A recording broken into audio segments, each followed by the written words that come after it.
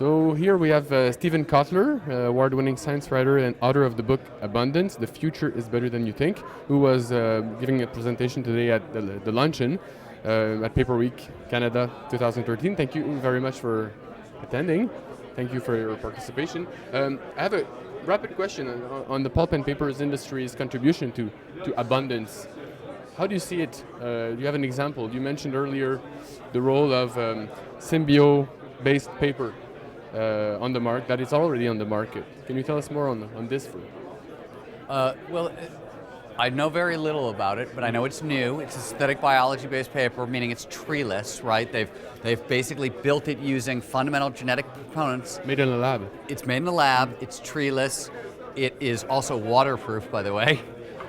And right now it's very, very expensive, but synthetic biology is now progressing 5 times faster than Moore's law. So it's on a very steep, fast exponential growth curve.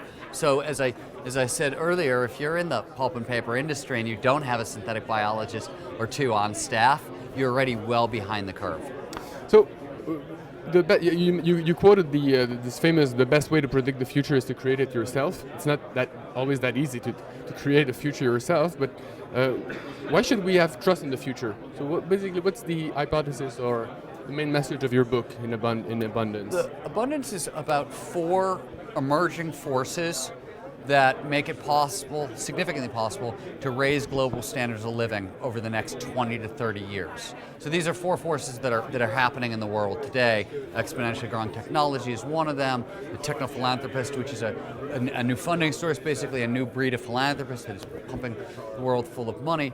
The DIY innovator, this is the do-it-yourself innovator. The newfound power of the do-it-yourself innovator is one of the forces. These are forces that are emerging today and allow us to really, really change the world for the better in the future. It's about meeting and exceeding the basic needs of every man, woman, and child on the planet.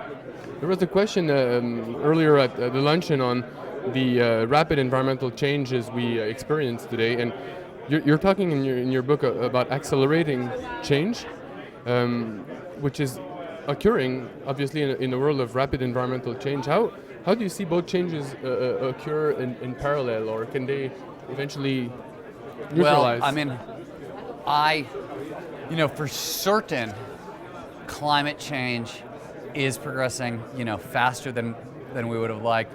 I do believe that exponentially growing technology gives us a significant amount of leverage to fight against climate change. I do think it's time to get out in front of it. I think we've been dragging our heels. I think the same thing about the current biodiversity crisis. We're in the middle of the 6th great extinction, right? 140,000 species a year are what we're losing.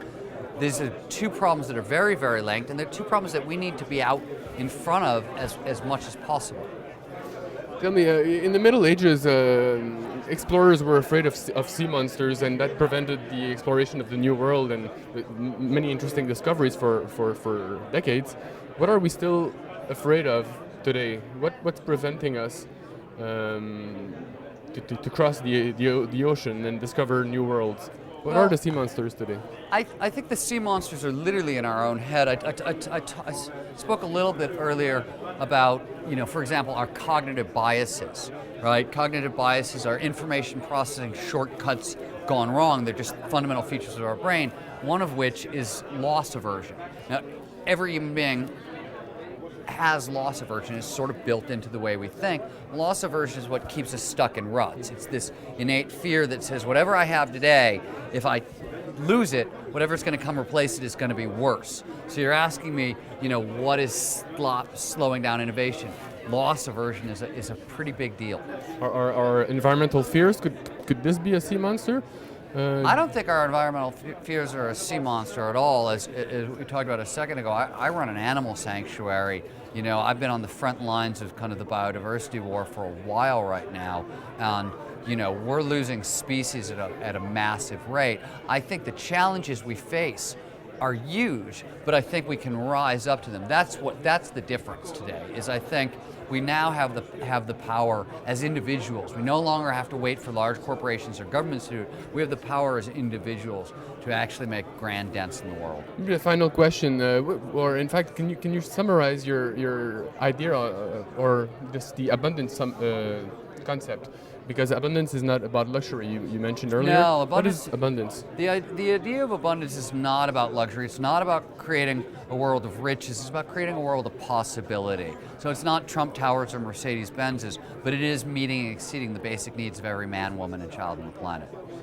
Well, thank you very much. Thanks for your contribution Thanks, to the Matthew. Paper Week. Thank you very much.